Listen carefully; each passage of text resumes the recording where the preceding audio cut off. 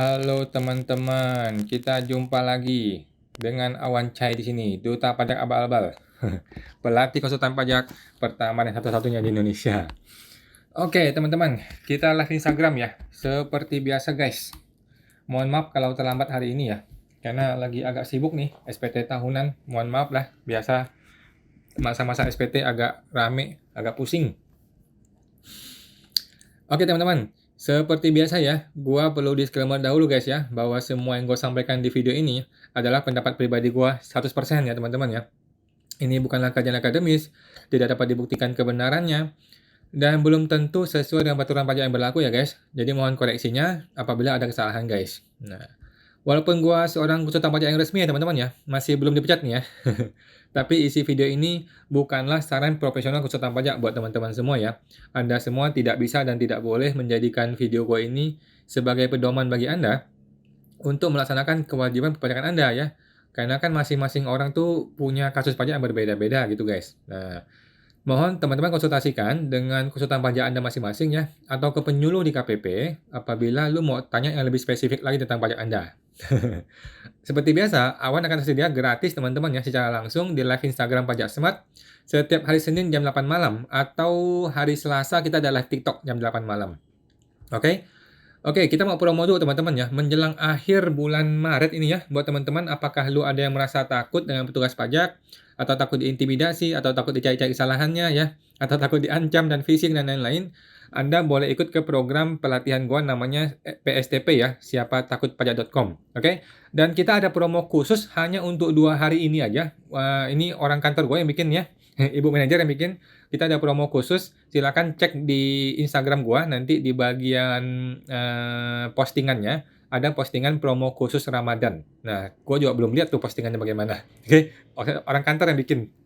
Buat teman-teman yang belum bergabung ke PSTP, silakan bergabung dan lapor dan masukkan di sana ya. Lihat postingan kita ya, karena ada promo khusus untuk Ramadan. Hanya 2 hari. Oke guys, sebelum kita mulai teman-teman, gua mau sampaikan dulu beberapa hal ya. Satu hal aja deh, satu hal aja. Jadi ada peraturan, bukan peraturan baru tetapi peraturan yang lama sebenarnya ya di DTC News. Ini ada berita tanggal 12 Maret 2024, masih baru, mengenai ketentuan harta hibah yang dikecualikan dari objek pajak penghasilan. Nah, mari kita baca. DJP menegaskan bahwa pengecualian objek PPh atas hibah telah dimuat dalam PP 55. Adapun PP 55 berisi tentang penyesuaian pengaturan pada bidang PPh yang bersifat komprehensif ya, bla bla bla. Terkait harta hibah dikecualikan sebagai objek PPh sepanjang memenuhi pasal 6 pihak pemberi dan 7 pihak penerima di PP 55. Oke, kata DJP. Ketentuan bagaimana? Ketentuan dari pihak pembeli adalah keuntungan karena pengalian harta berupa hibah merupakan objek PPh bagi pihak pemberi, orang yang memberikan. Oke, keuntungan karena pengalian harta berupa hibah merupakan objek PPh pihak pembeli. Oke, namun ada pengecualian sebagai objek PPh. Pengecualian berlaku sepanjang hibah yang diberikan kepada keluarga sedarah dalam garis keturunan lurus 1 derajat, badan keagamaan, badan kependidikan, badan sosial termasuk yayasan, koperasi atau orang pribadi yang menjalankan usaha mikro dan kecil. Selain itu, syarat yang harus dipenuhi agar dapat pengecualian adalah sepanjang tidak ada hubungan dengan usaha, pekerjaan, kepemilikan atau penguasaan di antara para pihak yang bersangkutan. Oke? Adapun keluarga sedarah dalam garis keturunan lurus 1 derajat merupakan orang tua kandung dan anak kandung. Badan keagamaan adalah badan yang tidak mencari keuntungan dengan kegiatan utamanya mengurus tempat ibadah dan atau penyelenggaraan kegiatan di bidang keagamaan. Badan pendidikan merupakan badan yang tidak mencari keuntungan dengan kegiatan utamanya pendidikan. Badan sosial termasuk yayasan adalah badan yang tidak mencari keuntungan dengan kegiatan utamanya seperti pemeliharaan kesehatan, orang lanjut usia, panti jompo, ya, yatim piatu, sosial, kemudian korban kecelakaan, beasiswa, lingkungan hidup, dan lain-lain. Kalau koperasi yang dimaksud merupakan badan sebagaimana diatur dalam ketentuan perundang-undangan ya, koperasi. Kemudian orang pribadi yang menjalankan usaha mikro dan kecil adalah orang pribadi yang memiliki dan menjalankan usaha produktif yang memenuhi kriteria. Satu, memiliki kekayaan bersih paling banyak 500 juta. Kemudian, itu di luar tanah bangunan ya. Memiliki peredaran usaha setahun sampai 2,5 M. Ketentuan mengenai tata cara penilaian dan perhitungan atas keuntungan karena pengalihan harta diatur dalam peraturan menteri. Kemudian ketentuan hibah bagi pihak penerima, harta hibah dikecualikan dari objek ya sepanjang diterima oleh keluarga sedarah dalam garis turunan 1 derajat, badan keagamaan, bla bla bla, atau orang pribadi yang menjalankan usaha mikro yang kecil. Kemudian syarat yang harus dipenuhi adalah sepanjang tidak ada hubungan dengan usaha, pekerjaan, kepemilikan, atau penguasaan di antara pihak yang bersangkutan. Harta hibahan dapat berbentuk uang ataupun barang katanya. Kemudian adapun sama seperti ketentuan sebelumnya, tata cara penilaian dan perhitungan juga sama. Kemudian pertanyaannya adalah apa definisi hubungan ya? Ini mesti jelas nih ya.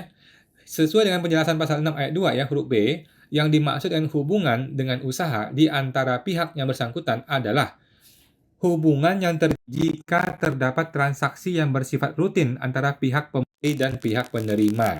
Oke, jadi gini, kalau seorang ayah memberikan hibah kepada anak, bolehkah? Jawabannya boleh, sepanjang tidak ada hubungan usaha. Maksudnya hubungan usaha apa? Kalau si anak dan si ayah ini saling jual-jualan barang.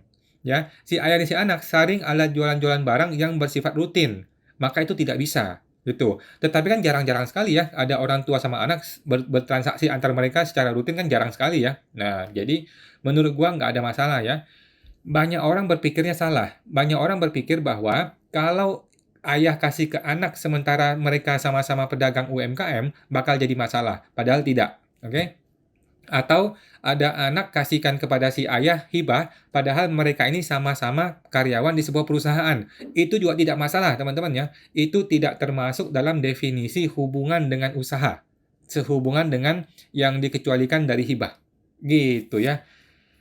Jadi buat teman-teman nggak usah khawatir ya. Nah, coba kita lihat lagi. Kemudian, hubungan dengan pekerjaan di antara pihak yang bersangkutan adalah hubungan yang terjadi jika terdapat hubungan berupa pekerjaan, pemberian jasa, atau pelaksanaan kegiatan secara langsung atau tidak langsung antara pihak pemberi dan pihak penerima. Maksudnya tuh begini, si ayah sama si anak itu saling memberikan jasa gitu. Si anak adalah mungkin vendor atau suppliernya si ayah, atau si ayah vendor atau suppliernya si anak. Itu jarang terjadi teman-teman ya, jarang terjadi. Kemudian hubungan dengan kepemilikan di antara pihak yang bersangkutan adalah hubungan yang terjadi jika terdapat penyertaan modal secara langsung atau tidak langsung antara pihak pemberi dan pihak penerima. Maksudnya begini, si ayah memiliki penyertaan modal kepada si anak atau sebaliknya gitu. Ini hal-hal yang jarang terjadi sebenarnya ya. Kemudian hubungan dengan penguasaan antara para pihak adalah hubungan yang terjadi jika terdapat penguasaan secara langsung dan tidak langsung antara pihak pemberi dan penerima. Nah, ini juga jarang terjadi. Oke. Jadi intinya pemberian hibah dari ayah ke anak, anak ke ayah itu harusnya aman tanpa ada masalah gitu. Oke. Yang jadi masalah adalah kalau ada hubungan transaksi secara langsung antara si ayah dan si anak ini, yang mana jarang-jarang terjadi, gitu ya. Jadi nggak usah khawatir buat teman-teman, bukan berarti Anda UMKM kemudian Anda tidak boleh terima hibah, nggak gitu ya. Oke. Kalau ada pertanyaan teman-teman silahkan ditanyakan di bagian komentar ya, mudah-mudahan saya bisa menjawab. Dimulai dari Bapak Pradita Yusi. Malam kok, sehat selalu. Malam kok, sehat selalu. Saya minum dulu ya. Minum teh dulu. Bapak Ibu Neni Sapur, gabung kawan. Siap, thank you Bu Neni. Terpotong. Sebentar. Tadi ada Ibu Neni. Mana dia? Sebentar. Oke, Ibu Neni. Kemudian ada Bapak Budi IRT2PB. Pak, izin bertanya. Orang pribadi punya aset mobil, box. Lalu, aset tersebut mau dialihkan ke CV. Apa saja yang harus dilakukan ya Pak? Ada rubah akte tidak ya? Kalau CV itu tidak ada modal di dalam akte, maka tidak usah rubah akte. Oke? Akte notaris hanya perlu diubah jika ada tulisan modal disetor di dalam akte notaris.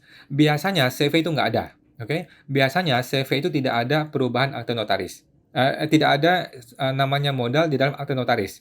Oke? Sehingga Ini barang langsung aja dia setorkan kepada CV sebagai modal. Oke, nanti di jurnal di CV itu ya, di debitnya adalah aset masuknya mobil box, kreditnya adalah modal, modal Mister A, gitu ya.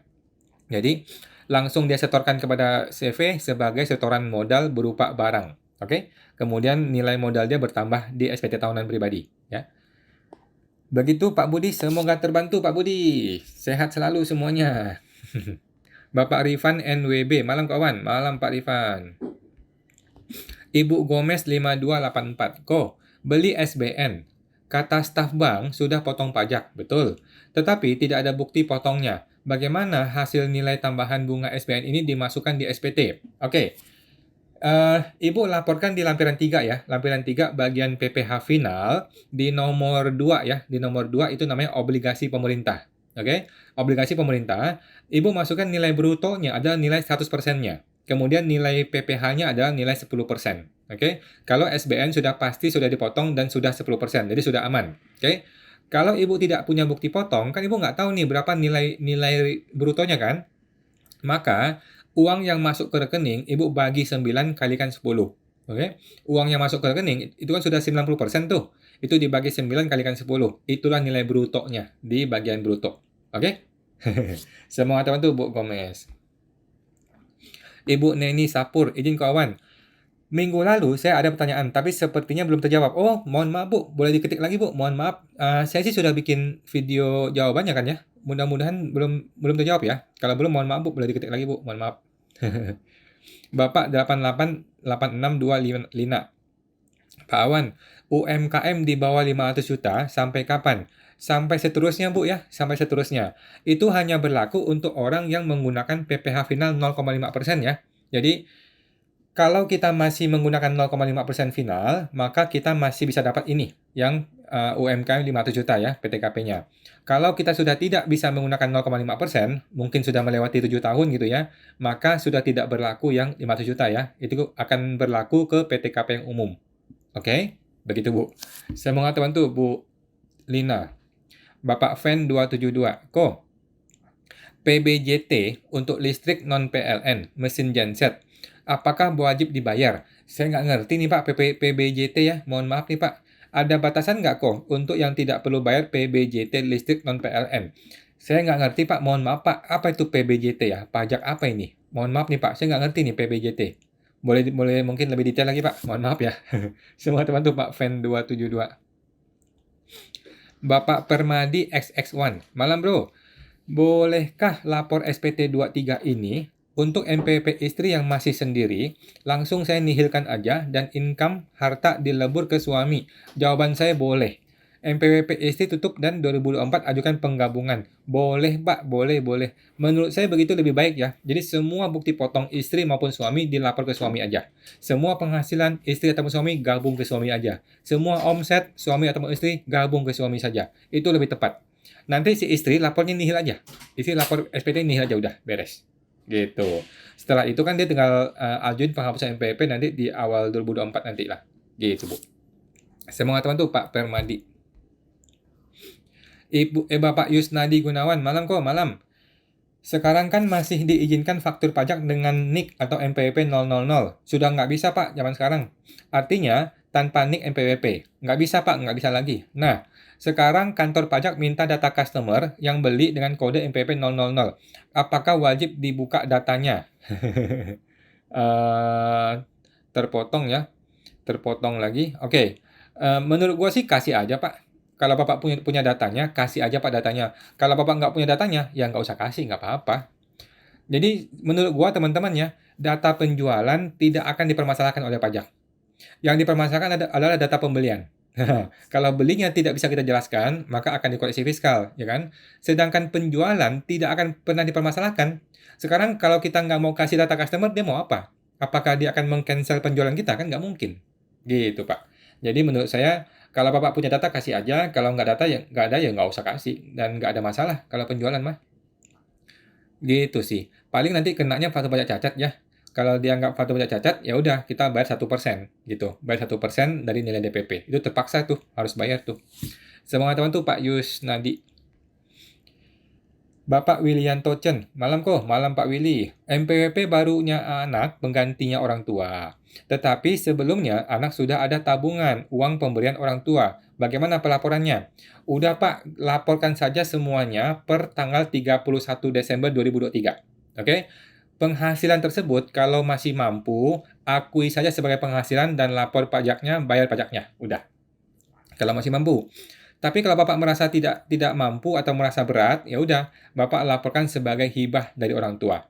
Gitu. Tetapi kan kalau hibah itu nanti orang pajak akan tanya, mana buktinya. Nah, Bapak mesti kasih lihat tuh, ada transferan-transferan kan dari orang tua kan. Nah, itulah sebagai bukti. Gitu ya.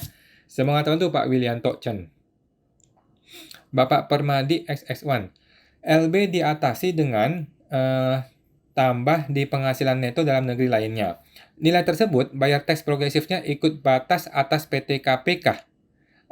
Betul Pak, betul ya, ikuti PTKP. Jadi Bapak naikin terus nilai penghasilan dalam negeri lainnya sampai melewati PTKP, sampai menjadi kurang bayar, gitu. Tinggal dibayar, beres Pak. Nah, semangat teman tuh Pak Permadi. Bapak Ovonya Andi, seorang wanita, suaminya sudah meninggal, yang bekerja sendiri untuk membiayai 3 orang anak. Status PTKP-nya apa ya, kok? Jawabannya adalah TK_3 ya, TK3. Kalau dia seorang wanita menanggung 3 orang anak ya, TK3. Oke. Semangat teman tuh Pak Ovon. Bapak Rifan NWB, kok mau tanya, kalau 2022 diperiksa, ada temuan koreksi biaya makan karyawan.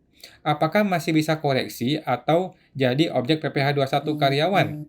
Ya boleh, Ibu bilang aja kepada si pemeriksanya, Pak, saya tidak mau dikoreksi, saya maunya ini jadi komponen gaji karyawan. Boleh dong? Gitu ya. Jadi Ibu bilang kepada pemeriksa, saya tidak mau dikoreksi karena nanti kena PPh-nya mahal. Saya maunya ini dijadikan beban PPh 21, kemudian beban gaji, kemudian kami akan bayar PPh 21-nya. Tinggal Ibu bandingkan mana yang lebih cocok ya. Oke. Semangat teman tuh Pak Rifan NWB. Bapak Wilianto Chen, hibah uang tunai dari ayah kepada anak. Apakah perlu surat notaris? Saya rasa tidak perlu, Pak. Tetapi kalau nilainya besar, ya alangkah baiknya dinotariskan, gitu.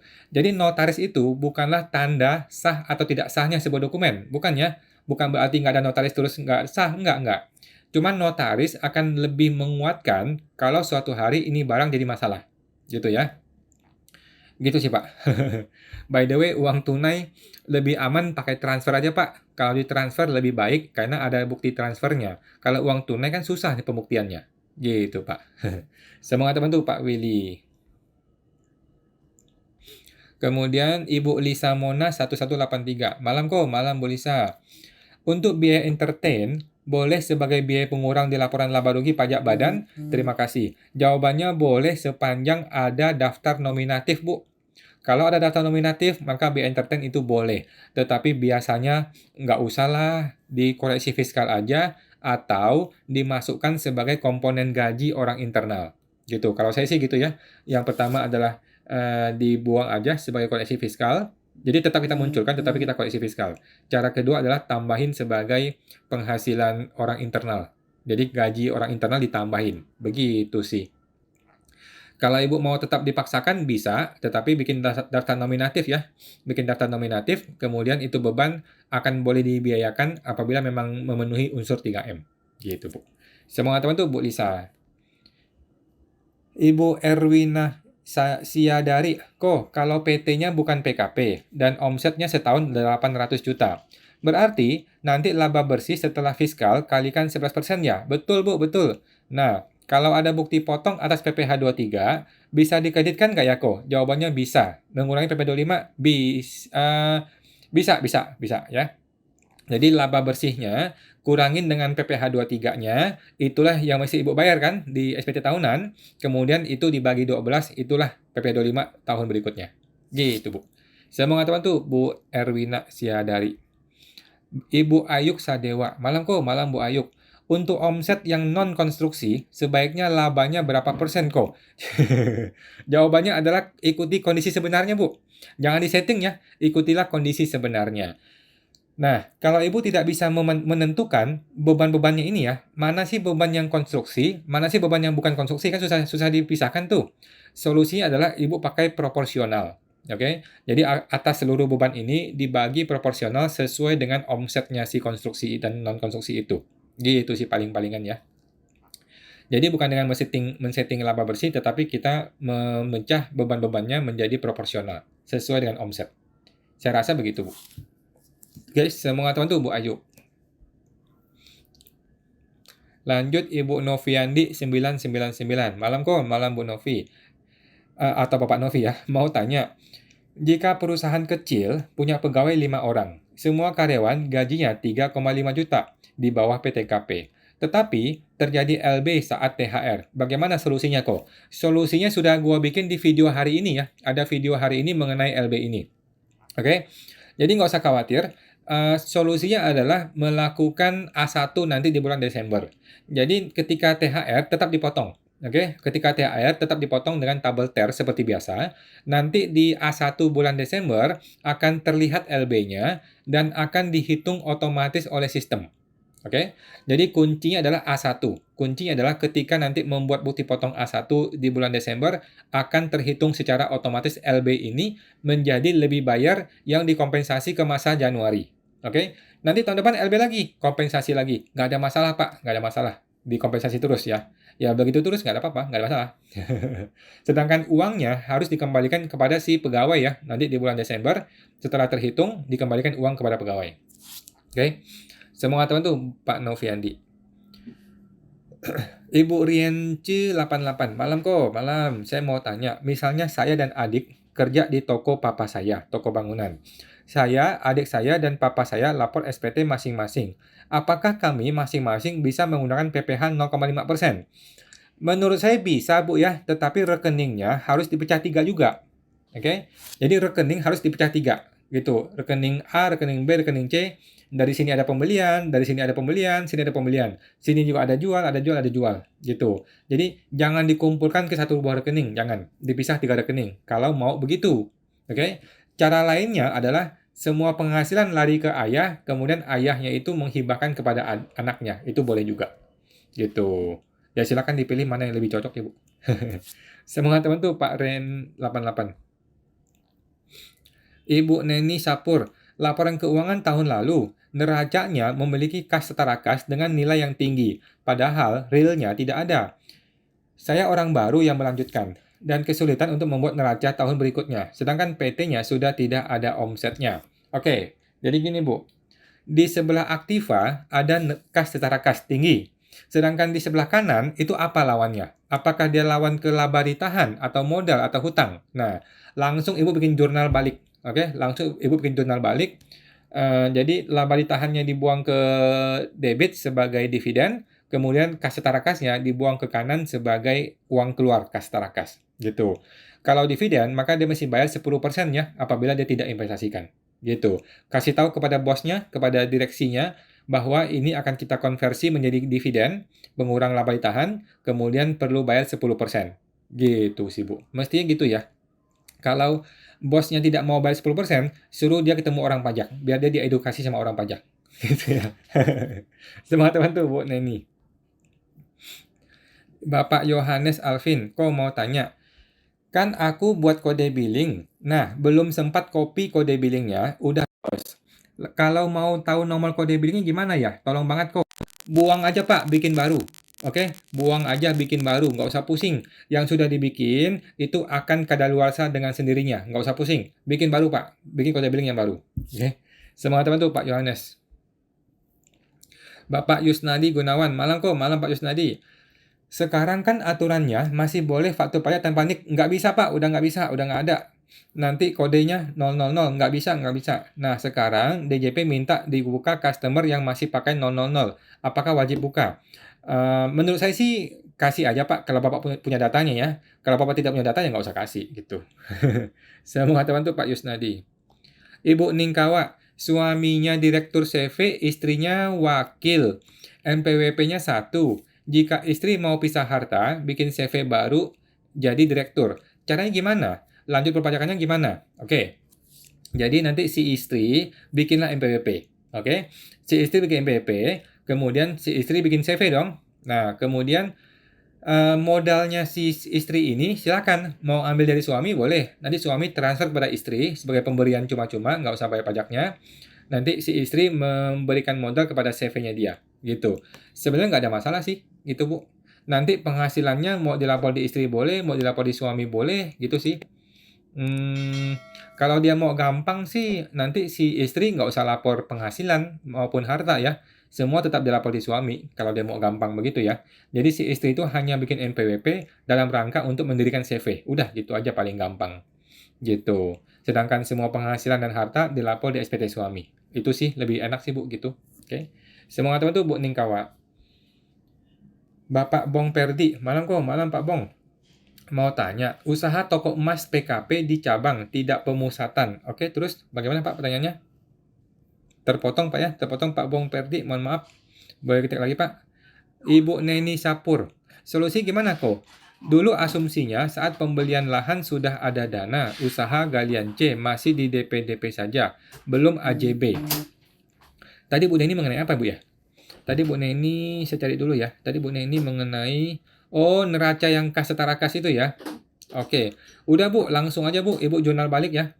Jadi langsung Ibu jurnal penyesuaian dari kasnya Ibu buang kepada kredit, debitnya yang ada di kredit Ibu buang ke debit.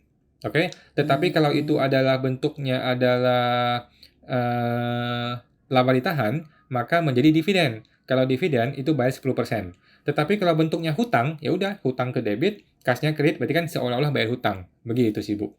Oke. Semangat teman tuh Bu Neni. Bapak Hayanto 33. Kawan, apakah modal usaha badan boleh ke sebagian bank dan sebagian tunai atau kas? Jawabannya boleh Pak, boleh silakan. Uang-uang kita sendiri kok, boleh Pak, silakan. Mau uang, mau tunai, mau transfer, mau cash tunai, ataupun mau barang dagang juga boleh. Barang juga boleh jadiin modal ya. Semangat teman tuh Pak Hayanto. Bapak Permadi XX1. Bupot PPH final, sewa tanah bangunan. Udah tidak perlu diisi lampiran 2 kan? Cukup di lampiran 3 bagian A aja, betul? Betul Pak ya, betul. PPH final hanya diinput di bagian lampiran 3 ya. Tidak di lampiran 2 ya, tidak ya. Lampiran 2 itu hanya untuk bukti potong yang non final. Oke? Semoga teman tuh Pak Permadi. Bapak Noviandi. Terpotong tadi Pak Noviandi. Sebentar ya, terpotong.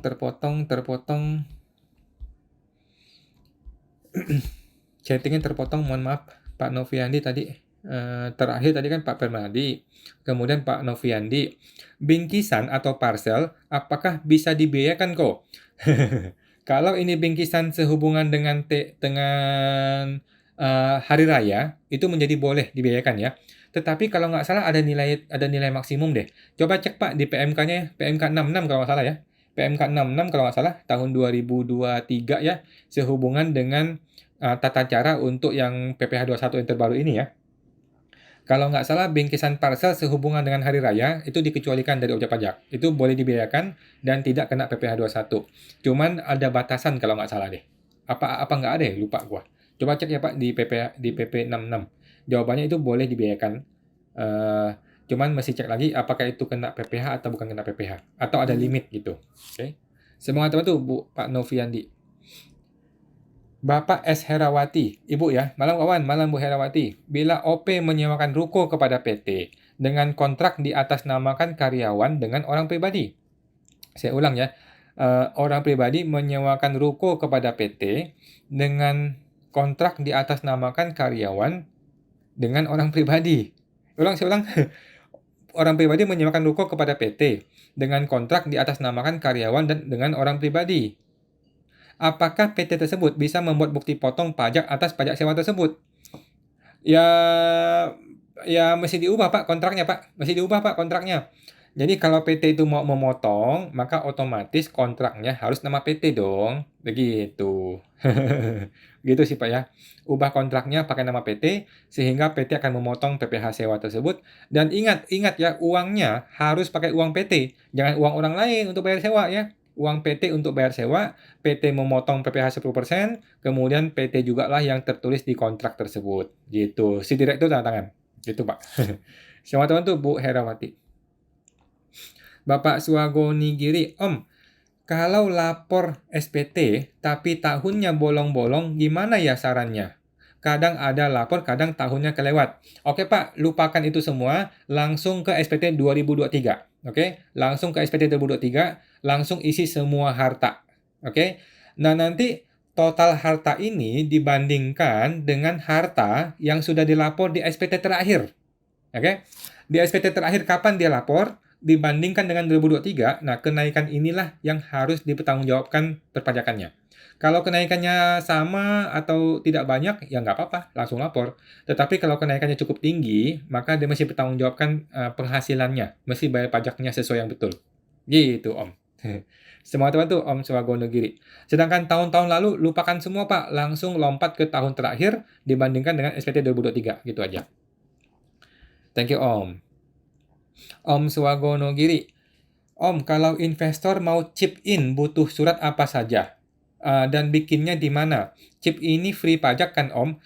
Secara pajak sih free, Pak ya. Karena kan dia hanya investasi saja ya. Nah, datanglah ke notaris. Datang ke notaris, sampaikan bahwa si Mr. X ini dari negara ini mau masukin uang ke PT kami senilai sekian. Langsung dikonversi menjadi saham. Begitu Pak, lebih aman begitu ya. Langsung konversi menjadi saham di PT tersebut. Udah, gitu aja. Nanti tinggal ada perubahan akte notaris. Oke. Semoga teman tuh Om Swagono Giri. Bapak Andreas Wongso. Malam kok, malam. Izin tanya, jika aset tanah atas namanya kakek mau diwariskan kepada cucu, itu mekanismenya bagaimana ya kok? Terima kasih kok, sehat selalu. Oke, siap Pak. Yang pertama, bikin surat wasiat. Oke, si kakek bikin surat wasiat bahwa pada tanggal sekian saya mengamanatkan untuk memberikan warisan berupa barangnya ini kepada cucu yang ini, barangnya ini kepada anak yang ini, barang yang ini kepada istri saya, barang yang ini kepada cucu yang mana. Nah, dijelaskan dalam surat tersebut, surat itu dibawa ke notaris. Oke? Yang pertama bikin surat wasiat, yang kedua surat itu dibawa ke notaris. Yang ketiga, nanti seandainya mohon maaf nih si kakek meninggal, nah para ahli waris datang kepada notaris bilang, tolong dong diaktifkan surat itu. Oke? Artinya nanti notaris akan membagi sesuai dengan proporsi yang sudah ditulis dalam surat wasiat. Begitu, Pak. Semoga teman tuh Pak Andreas Wongso. Bapak Swagono Giri, keuntungan value saham di sekuritas yang belum dijual, apakah kena pajak, Om? Jawabannya tidak, Om, dan Om tidak perlu lapor seperti itu. Om cukup lapor nilai perolehannya saja. Oke, tidak usah lapor nilai market value saat ini yang mungkin naik, mungkin turun ya. Laporkanlah nilai perolehannya saja. Gitu Pak ya. Dan itu tidak kena pajak atas kenaikannya, karena nanti kan sudah PPh final ya, kalau saham ya. Gitu Om. Semangat teman tuh Om Swagono Giri. Om Rido Sitorus Oktav. Pak, jika saya lupa lapor rumah KPR 2020, apakah saya harus pembetulan mulai 2020 atau cukup dilaporkan pada tahun ini saja? Menurut saya Pak ya, kalau Bapak punya waktu, laporkanlah mundur. 22, 21, 20 dilapor mundur, dirapikan Pak supaya betul, supaya benar. Lagi pula itu nggak kena pajak kok. Pembetulan itu kan hanya melaporkan ulang data harta dan data hutang. Semestinya tidak kena pajak kalau memang sudah terhitung dengan benar ya pajak penghasilannya. Begitu sih Pak. Nah, kalau Bapak merasa repot, langsung tembak 2023 juga boleh Pak. Kalau Bapak malas, repot langsung tembak ke 2023 boleh. Tetapi kan akan ada kenaikan harta yang signifikan, ya kan? Jadi cicilan Bapak nih 2020, 21, 22, 23, cicilan 4 tahun langsung muncul di 1 tahun. Itu kan jadi agak tinggi gitu. Boleh-boleh saja kalau itu memang masih cocok dengan profilnya Bapak. Tetapi kalau tidak cocok, ya udah lapor mundur pembetulan supaya lebih rapi, lebih disiplin. Gitu, Pak. Semua teman tuh Pak Rido. Bapak Heng Novo, malam Pak Wan, malam. Tahun lalu saya ada bayar 0,5% UMKM di bulan Januari dan Februari. Tetapi omset belum melebihi 500 juta. Harus gimana? Kalau PBK, 1 NTPN bisa 2 kali PBK kah? Terima kasih. Jawabannya bisa Pak. Kalau Bapak mau PBK boleh ya. Bapak mau PBK boleh. 1 NTPN, Bapak mau pecah menjadi 2 NTPN itu bisa. Mau pecah jadi 3 juga bisa, mau 4 juga bisa, nggak ada masalah. Oke? Satu PPK, satu NTPN, boleh-boleh saja dipecah menjadi beberapa NTPN. Boleh-boleh saja dipecah menjadi beberapa jenis pajak juga boleh. Jadi nggak ada masalah. Silakan Pak diproses PBK-nya. Oke? Semoga teman tuh Pak Heng Novo. Bapak Suwagono Giri, makasih Om, sama-sama. Malam, sama-sama. Bapak Bong Perdi. Kemudian tiba-tiba ada kredit pajak PPh 23 yang dipotong menggunakan MPWP pusat. Yang saya mau tanyakan, tarif PPh atas penjualan di pusat apa dapat menggunakan tarif UMKM? Oke, jadi Bapak nggak usah pusing mengenai PPh 23 tersebut. Pertanyaannya adalah, apakah PT Bapak ini qualified 0,5% atau tidak? Kalau PT ini qualified 0,5%, maka PPh 23 itu buang aja. Bukti potong itu dibuang aja, karena tidak bisa dikreditkan anyway, dan Bapak kan sudah bayar pakai PPh final kan, jadi Bapak tinggal bayar PPh finalnya, kemudian yang PPh 23 dipotong itu buang aja. Gitu Pak. Saran saya gitu ya. Tetapi kalau Bapak tidak qualified 0,5%, kan akibatnya Bapak PPh umum. Kalau PPh umum, maka silakan dilakukan kredit pajak seperti biasa. Gitu Pak. Semangat teman tuh Pak Bong Perdi. Bapak Renci 88, kok misalnya saya dapat beasiswa kuliah di Aussie dari negara. Saya tiap bulan dapat gaji rutin di Indonesia. Sementara saya dapat gaji di Aussie dari ngajar. Apakah saya harus lapor SPT tahunan kok? Lapor aja deh Bu, lapor aja deh. Lapor aja deh. Jadi menurut saya sih Bu ya, lapor aja, kemudian dihitung pajaknya. Belum tentu pajaknya besar kok, belum tentu. Siapa tahu malah nggak usah bayar pajak gitu. Tetapi perlu dilapor ya, saran saya perlu dilapor supaya nanti Ibu bisa update nih. Hartanya update, hutangnya update, anggota keluarga semua bisa diupdate gitu loh Bu. Supaya lebih rapi gitu sih. Gitu sih Bu ya, lapor aja lebih aman Bu. Belum tentu kena pajak, silakan dihitung aja, siapa tahu nggak kena pajak. Atau mungkin kalaupun kena, mungkin kecil, mungkin aja ya. Nah, semua teman tuh Pak Ibu Renci. By the way, beasiswa itu tidak kena pajak ya. Beasiswa itu adalah yang bukan objek pajak. Bapak Yohanes Alvin, kok mau tanya, kan aku buat kode billing, nah belum sempat copy, tadi sudah ya, tadi sudah apa ya. Jadi buat teman-teman yang sudah bikin e-billing tetapi kehilangan datanya, buang aja, bikin e-billing yang baru, tidak ada masalah. Karena e-billing yang lama akan otomatis kadaluarsa dengan sendirinya. Oke, thank you Pak Yohanes. Ibu Melisa Isabella dapat 1 Bupet 21A1 6 atas komisi di tahun 2023. Tetapi baru sadar, Bupet tersebut belum ditandatangan cap dan tidak bisa diminta lagi. Tetapi berlaku tetap dilapor apa dibuang saja kok. Kalau memang itu sudah dibayar oleh si perusahaan sana, ya boleh Bu, boleh dikreditkan. Gitu sih. Jadi pertanyaannya bukan itu. Apakah Ibu butuh bukti potong itu? Kalau Ibu tidak butuh bukti potong itu, contohnya mungkin Ibu sudah mengalami LB, sudah lebih bayar, ya udah buang aja itu kredit pajak, gitu kan. Tetapi kalau Ibu butuh, contohnya Ibu kurang bayarnya tinggi nih, butuh nih dia punya PPh nih bukti potong nih, ya udah ambil aja, Ibu anggap itu sudah betul gitu loh. Walaupun nggak ada stempel, nggak ada cap, ya tetapi kalau memang di sana sudah lapor, sudah potong, ya seharusnya sudah aman, seharusnya. Gitu sih Bu ya. Semua teman tuh Bu Melisa. Bapak Fen 272. Kok nanti bulan Juli status MPWP cabang kan jadi NITKU, betul. Jika cabang belum PKP, berarti tetap akan pemusatan PKP secara jabatan ke kantor pusat ya? Betul Pak ya, betul. Dari sekarang Pak, dari sekarang yang namanya MPWP cabang langsung dipusatkan saja semuanya. Sudah nggak usah pakai cabang-cabangan PKP. Gitu ya, semuanya dipusatkan saja kepada induknya. Oke. Semangat itu Pak Fen 272. Lanjut, Bapak Zong.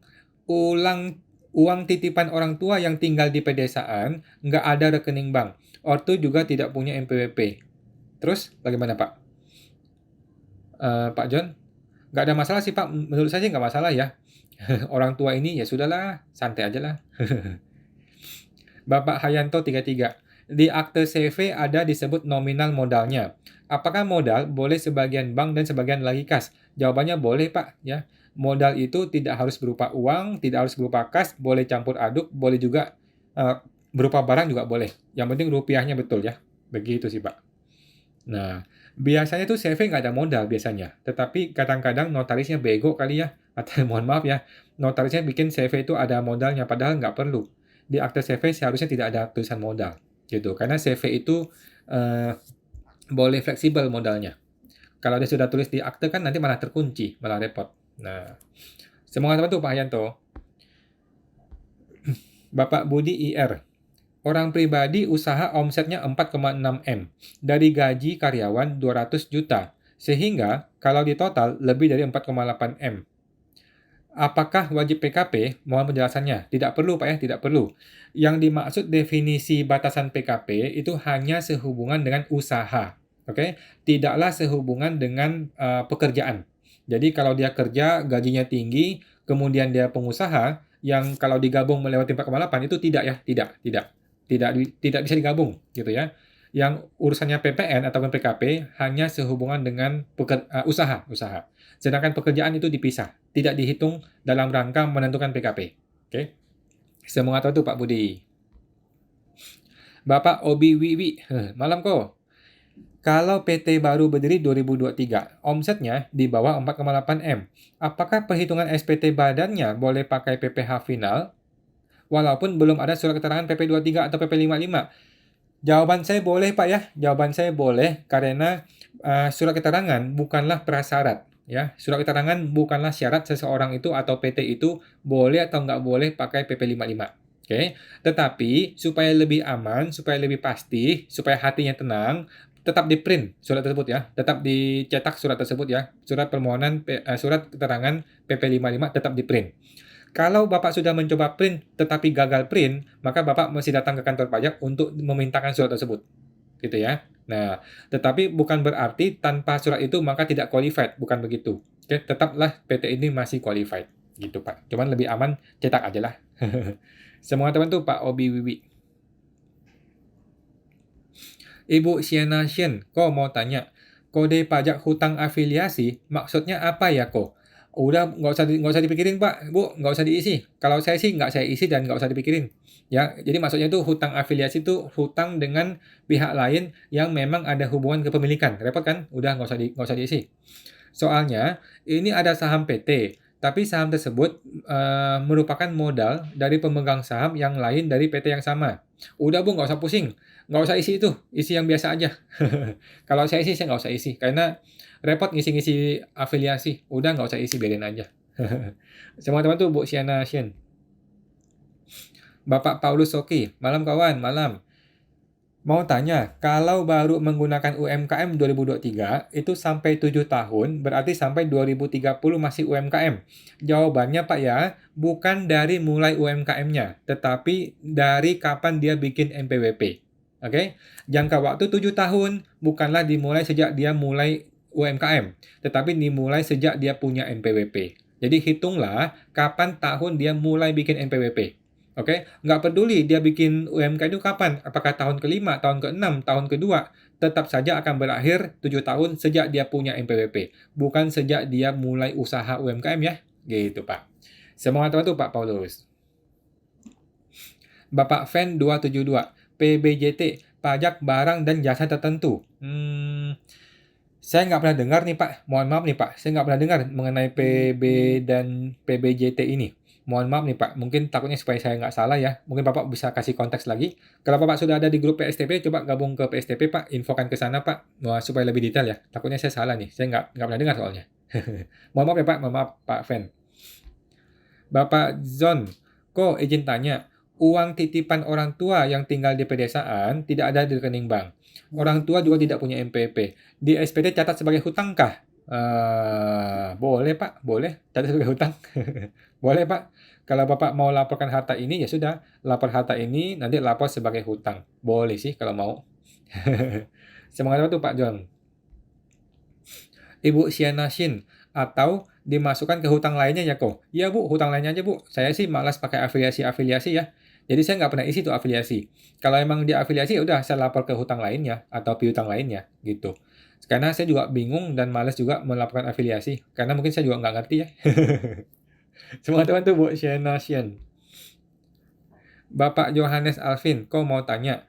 Kan aku buat kode billing. Oh tadi sudah Pak ya. Jadi jangan khawatir Pak. Kode billing yang sudah dibuat tetapi lupa atau hilang, Bapak buang aja. Nggak usah diingat lagi. Bapak bikin kode billing yang baru, Pak. Oke? Bikin kode billing yang baru, nggak usah khawatir. Tinggal cetak lagi, bayar lagi. Nah, semangat tuh Pak Yohanes Alvin. Bapak Ganda Octavia. Pak, kalau orang pribadi UMKM kali ya, dapat bupot PPh 21 dan 23. Bukti potong cukup dilaporkan atau ada perhitungan pajak lagi di tahunan. Oke, jadi gini. Seorang UMKM bukan berarti dia tidak boleh dapat bukti potong A1 atau 21 atau 23 ya. Seorang UMKM tetap boleh loh melakukan usaha jasa, ya kan?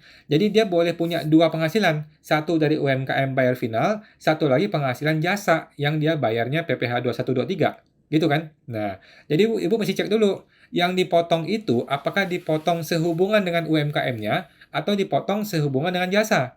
Kalau dipotong sehubungan dengan UMKM, maka Ibu buang aja tuh. Berarti kan itu salah potong dia. Kita tetap bayar 0,5%.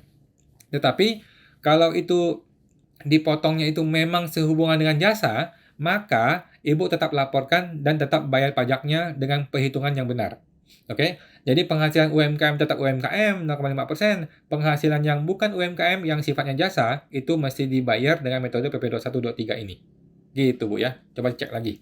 Saya mengatakan tuh Pak Ganda atau Ibu Anda Octavia. Ibu Cynthia CGL, izin tanya Pak, anak usia 22 tahun, kuliah sambil buka usaha kecil-kecilan. Sebaiknya punya MPP sendiri atau masih ikut orang tua? Ikut orang tua aja Bu, nggak usah repot-repot, nanti aja pakai MPP. Kalau ikut orang tua, bagaimana pelaporan penghasilannya? Laporkan ke orang tua, gitu Bu ya. Laporkan ke orang tua, nanti tinggal bayar 0,5% kalikan omset setelah melewati 500 juta. Gitu aja Bu. Jangan bikin MPP buru-buru, santai aja. Nanti kalau sudah stabil usahanya atau sudah mandiri, barulah bikin MPP. Santai, Bu. Semua teman tuh, Bu Cynthia. Bapak Zong, kok untuk freelancer, SPT lampiran utama poin 21 angsuran pasal 25. Apakah dengan tidak kita tik kolom dihitung 1/12, otomatis jadi nggak perlu cicil per bulan? Betul, setuju Pak. Dan nantinya cukup bayar sekaligus waktu lapor SPT tahunan. Setuju Pak ya, setuju.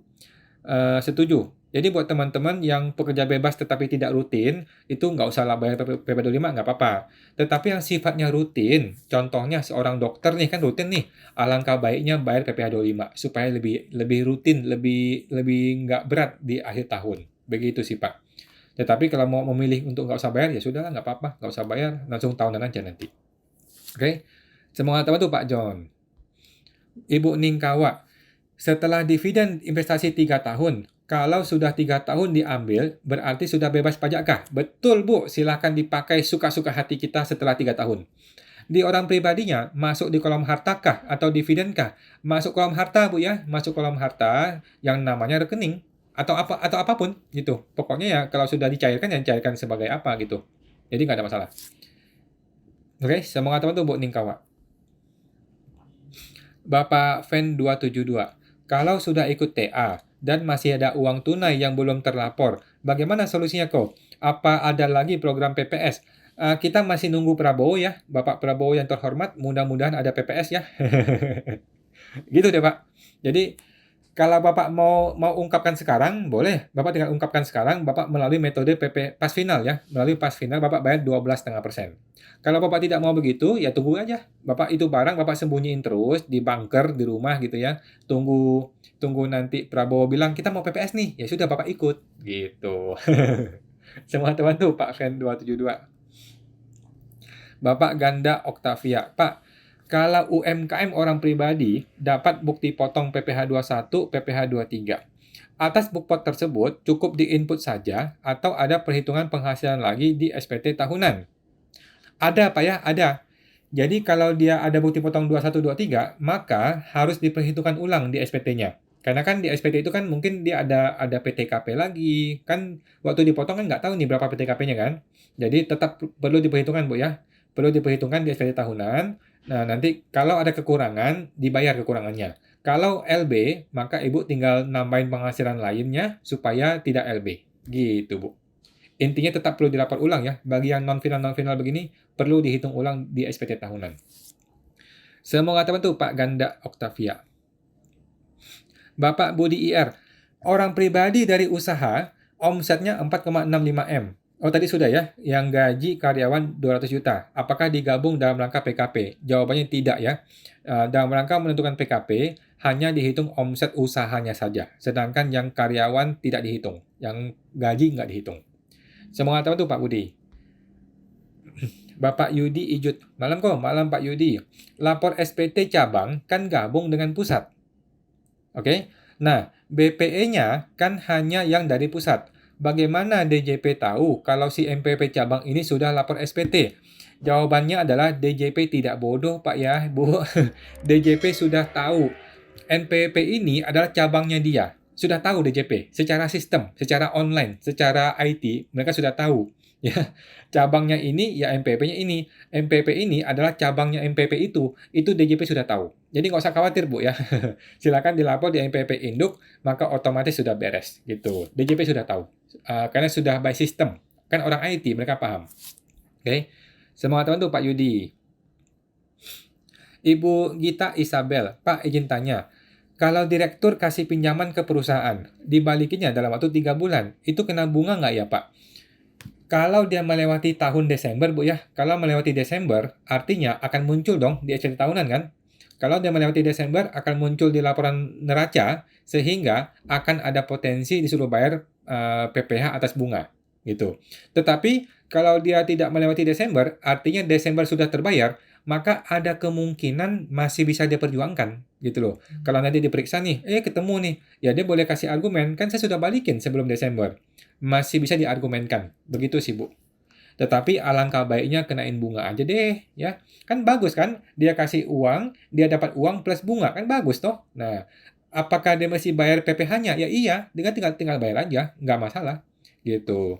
Harusnya sih masih oke, Bu ya. Lebih aman, lebih wajar kasih bunga aja. Kasih bunga, potong PPh 23, jadi kita nggak usah ribut sama orang pajak. Gitu, Bu. Semangat teman tuh, Bu Gita Isabel. Bapak Willianto Chen. Berarti uang tunai yang pakai bukti transfer juga tidak perlu surat notaris ya kok? Saya rasa nggak wajib, tidak wajib ya. Notaris itu bukanlah tanda sah atau tidak sahnya sebuah dokumen. Gitu. Notaris hanya menguatkan saja. Gitu. Jadi yang penting tidak ada sengketa hukum, notaris nggak diperlukan. Tetapi kalau ada sengketa hukum di kemudian hari, maka notaris bisa membantu. Gitu Pak ya. Kalau ada hibah kemudian dibikin surat di bawah tangan, ya boleh-boleh aja. Semangat tahun tuh Pak Willy Chen. Bapak Paulus Oki. Malam kawan, malam Pak Paulus. Mau tanya, kalau orang perorangan baru pakai tarif UMKM 2023, berarti plus 7 tahun sampai 2030? Belum tentu Pak ya, belum tentu. Karena 7 tahun tuh dihitung sejak dia punya MPWP. Bukan dihitung sejak dia mulai UMKM. Bukan dihitung sejak dia mulai usaha. Tetapi dihitung sejak dia pertama kali punya kartu NPWP. Gitu Pak ya. Jadi kalau di tahun ke-6 dia baru mulai dagang, tetap aja dia akan berakhir di tahun ke-7. Jadi cuma setahun pakai usaha dagang. Begitu sih Pak. Semangat tuh Pak Paulus. Ibu Eunike Arisandi, Awan, apakah ada perhitungan akhir tahun PPS pasal 21 untuk pegawai yang tidak tetap? Tidak Pak ya, tidak ya. Tidak ada namanya pegawai tidak tetap dihitung akhir tahun itu nggak ada. Bagaimana dengan pemotongan PPh 21 di bulan di mana pegawai juga menerima THR? Apakah akan ada LB akhir tahun? Jawabannya ada di video gua hari ini ya. Di hari ini gua bikin video di YouTube-nya Pajak Smart, silakan dinonton di situ ya. Mengenai LBTHR, oke? LBTHR itu betul akan terjadi, tetapi akan diselesaikan dengan A1. Oke, nanti ketika kita bikin A1 di bulan Desember, atau ketika orang ini resign, nah A1-nya itu akan otomatis menghitung berapa nilai LB-nya, dan akan otomatis melakukan kompensasi ke masa pajak berikutnya. Gitu Pak ya. Jadi nggak usah khawatir. Nah, di bulan ketika dia terima THR, tetap dipotong. Oke, di bulan dia terima THR tetap dipotong PPh sesuai dengan TER-nya. Kemudian nanti di Desember hitung A1. Nah, A1 inilah yang akan memperhitungkan LB-nya dan akan langsung dikompensasikan untuk bulan tersebut atau bulan depannya. Jadi nggak ada masalah. Oke, kuncinya adalah A1. Kuncinya ada di A1. A1 itu akan otomatis. Oke, sudah gue bikin videonya hari ini. Semangat teman tuh, Bu Eunike Risandi. Ibu Eni Liantini Putu. Kalau suami istri punya penghasilan dan 1771A1 bagaimana? Terpotong, Bu. terpotong ya. Ibu Eni ya, kalau suami istri A1-nya digabung, PTKP pengurangnya gimana kok? Oke, kalau suami istri itu masing-masing punya NPWP, maka pakailah perhitungan PHMT, artinya PTKP-nya akan menjadi K-I, kalau suami istri masing-masing punya NPWP. Tetapi, kalau si istri tidak punya NPWP, maka penghasilan si istri akan menjadi PPh final di SPT suami. Gitu, Bu. Mudah-mudahan nangkap ya. Semangat teman tuh, Bu Eni. Bapak Permadi XX1. Modal setor ke CV. Di SPT OP udah PPS kan tahun 2022. CV sudah nonaktif. Lapor SPT 23 badan cantumkan di lampiran khusus 82A. Nggak usah, Bu. Pak, ini SPT OP kan? SPT OP, oh SPT badan. SPT badan apakah lampirkan di 8A? Maksudnya 8A2 ya? Boleh, Pak, boleh. Jadi maksudnya modal kan? Modalnya boleh, Pak, dilaporkan di 8A ya? Boleh, karena kan di sana ada neraca tuh. Sedangkan kan Bapak ada melampirkan neraca kan? Ada tambahan neraca kan? Boleh, Pak, dilaporkan di neraca. Oke? Semangat teman tuh, Pak Permandi. Kemudian Ibu Eni sudah. Bapak Yudi Ijut. Bagaimana mencantumkan rekening dolar di harta SPT? Kan hanya bisa lapor dalam bentuk rupiah ya. Oke, gampang, Bu. Nilai dolar pada saat tanggal 31 Desember, Ibu kalikan dengan tarif kurs rupiahnya, kurs dolarnya. Oke. Ibu tinggal cek di PMK ya, di KMK ya. Di KMK dolar itu ada di KMK 12 tahun 2023 ya. Di Keputusan Menteri Keuangan KMK nomor 12 tahun 2023 itu adalah kurs untuk tanggal 31 Desember 2023. Oke, tinggal dikalikan dengan nilai dolarnya. Dah, udah. Itulah nilai rupiah dari USD tersebut ya, rekening dolar. Semangat teman tuh Pak Yudi. Ibu Neni Sapur, makasih kawan solusinya. Alhamdulillah sudah ada pencerahan. Semoga sehat dan sukses selalu kawan. Sama-sama Bu Neni, sehat selalu. Sehat-sehat dan sukses selalu. Ibu Josephine, apakah nota jual yang digunggung itu harus bayar cash? Enggak juga, Pak, tetapi lebih sering ya. Lebih sering bayar cash ya. Apakah boleh digunggung tapi kredit? Agak jelek, Pak, agak jelek. Kok bisa orang end user beli tapi di kredit? Jarang sekali, Pak, jarang, hampir nggak bisa ya. Jadi menurut saya kalau yang sifatnya kredit udahlah kita bukain faktur gitu. Kita bukain faktur, kita paksain.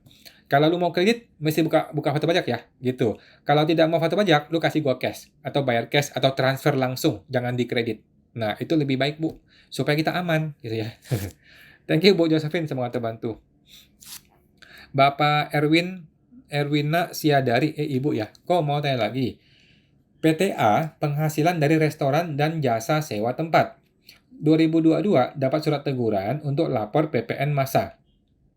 Enggak merasa bikin PT jadi PKP kok. Solusinya seperti apa ya baiknya? Terima kasih. Oke. Yang pertama adalah Ibu bikin surat balasan. Mempertanyakan bahwa kami ini bukan PKP. Kok bisa suruh bayar PPN? Gitu ya.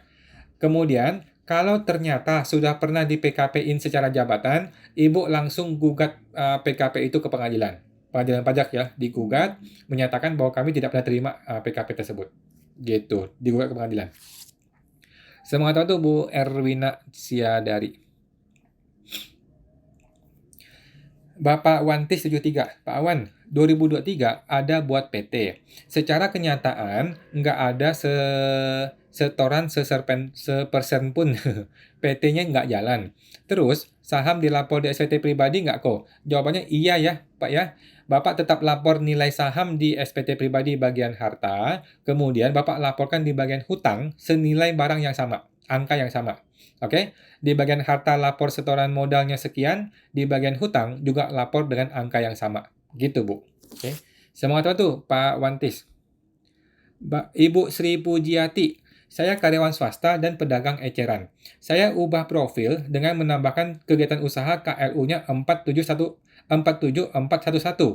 KLU utamanya berubah jadi 47411, padahal awalnya pegawai swasta. Apakah berpengaruh pada SPT saya selanjutnya? Tidak masalah Bu ya, tidak masalah, nggak masalah. Jadi kalau orang ada usaha, ada KLU itu karyawan, ditambah KLU usaha, maka otomatis yang usaha menjadi utama. Memang begitu modelnya dan tidak pengaruh apa-apa. Oke, semua teman tuh Bu Sri Pujiati. Bapak Sinta Marta, Ko Awan, kalau bangun bedeng sementara, kena PPN KMS nggak ya? Aduh, bedeng sementara itu bagaimana tuh bentuknya itu Pak ya? Saya nggak kebayang bentuknya. Jadi intinya gini, yang perlu KMS itu adalah kalau ada ruangan. Kalau ada ruangan, kemudian ruangan itu ditutup, maka itu menjadi KMS. Gitu sih. Tetapi kalau kita bangun parkiran contohnya, parkiran di depan rumah, ada parkiran kita bikin gazebo gitu, itu enggak KMS gitu. Tetapi kalau ada pintunya, ada kamar di dalamnya, kemudian ada sekatnya, ada atapnya, ada dindingnya, ada jendelanya, maka itu menjadi rumah, menjadi bangunan, maka dia menjadi KMS. Nah, saya nggak ngerti nih bedeng ini seperti apa bentuknya. Coba dicek lagi, Pak. Semangat teman tuh, Pak Sinta Marta. Ibu Herawati, tim sekawan. Siap, thank you Bu, sama-sama. Ibu Ningkawa, suami istri NPWP-nya gabung, terus pisah harta. Mana bisa pisah harta Bu kalau NPWP gabung? Suami sudah lebih dari 7 tahun. NPWP istri yang pisah harta, bisakah tarif UMKM 7 tahun ke depankah? Jawabannya bisa Bu, tinggal bikin NPWP. Jadi ini adalah sebuah tren baru ya, di mana rencananya si istri akan dibikinin NPWP, kemudian akan mulai usaha dagang selama 7 tahun ke depan. Begitu ya rencananya. Sepertinya bisa. Ini lagi ramai juga ya, lagi ramai diperbincangkan, dan menurut gua bisa ya. Coba dites aja Bu, kalau mau dites ya, tinggal dibikin NPWP istri, kemudian cetaklah suket PP55-nya. Kalau berhasil 7 tahun, berarti bisa. Semua teman tuh buat Ningkawa. Ibu Liestiane, kok pajak natura berlaku mulai kapan? Mulai Juli 2023, Pak ya. Sebenarnya sih dia mulai Januari 2022. Cuman PMK itu baru terbit di tahun 2023. Itu pun dia berlakukan di bulan Juli 2023. Untuk yang sebelum bulan Juli bagaimana? Untuk yang Januari sampai Juni 2023 diserahkan kepada si pegawai masing-masing. Untuk yang 2022 itu dibebaskan. Gitu ya. 2022 dibebaskan, 2023 setengah tahun itu dihitung sendiri oleh si karyawan, Juli sampai Desember dihitung oleh si perusahaan. Gitu, Bu. Semangat teman tuh, Bu Listiane. Oke teman-teman, sudah jam 9 lewat ya. Saya mohon maaf kalau belum bisa terjawab semuanya. Gue akan tampung dulu dan kita akan jawab di video berikutnya di YouTube ya teman-teman ya. Mohon maaf ya. Saya tampung dulu ya. Ibu Mel Kasih, malam Pak. Yes Bu. Ibu Lucy Chen, kemudian Ibu Pierre Andre, Bapak ya. Kemudian Bapak Andrea Wongso. Kemudian Ibu Mel Kasih, oke. Mohon maaf ya teman-teman yang belum terjawab ya. Kita bikin di YouTube nanti. Ibu Wantis 73, Ibu Wilianto Chen, oke. Kemudian Bapak Gunartiku, oke. Kemudian Ibu Wilianto Chen, oke. Bapak Bong Perdi, oke. Terus terpotong tadi. Tadi Bong Perdi. Terpotong tadi ya. Bong Perdi tadi siapa? Sebentar ya, saya cek dulu. Tadi terakhir siapa tuh? Terpotong tadi siapa? Tadi Gunartiku. Kemudian Pak Wilianto. Kemudian Bong Perdi. Kemudian Pak Wilianto Chen. Kemudian Bapak Dedi Rawan. Bapak Katalim. Kemudian Bapak Josephine, Ibu Josephine. Ibu Valerie Adeline Wijaya. Ibu Ratnasar. Kemudian Bapak Ervin Smile. Bapak Johannes Alvin.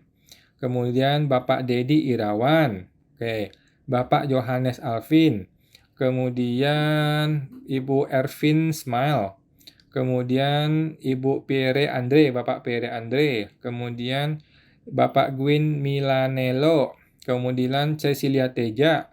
Kemudian Ibu Cecilia Teja. Oke, Ibu Lydia Setiawan. Oke. Bapak Nota Save Plesis. Ibu Neni Sapur. Ibu Cecilia Teja. Kemudian Bapak Senimo. Kemudian Bapak Adi MKT. Ibu Cecilia Teja. Bapak Dedi Irawan, kemudian Bapak Ibu Desi Cie, kemudian Bapak Dekgeng, Bapak Fen 272, kemudian Bapak Ervin Smile, Ibu Melkasi, oke, kemudian Bapak Fens, kemudian Ibu Ervin Smile, Bapak ya, kemudian Ibu Elina CK, kemudian Bapak Rajawali 28, kemudian Bapak Pere Andre, kemudian Ibu Josephine, kemudian Ibu Lina, makasih sama-sama, kemudian Ibu Lucy Chen, makasih, sehat selalu, Ibu Lucy dan teman-teman semua. Thank you ya, Bu Melkasi dan teman-teman. Mohon maaf ya belum terjawab. Akan gua jawab di video berikutnya di YouTube ya teman-teman ya. Dan kita masih ada live TikTok besok hari Selasa jam 8 malam. Oke? Thank you teman-teman semuanya. Sampai jumpa lagi Senin depan. Terima kasih. Mari.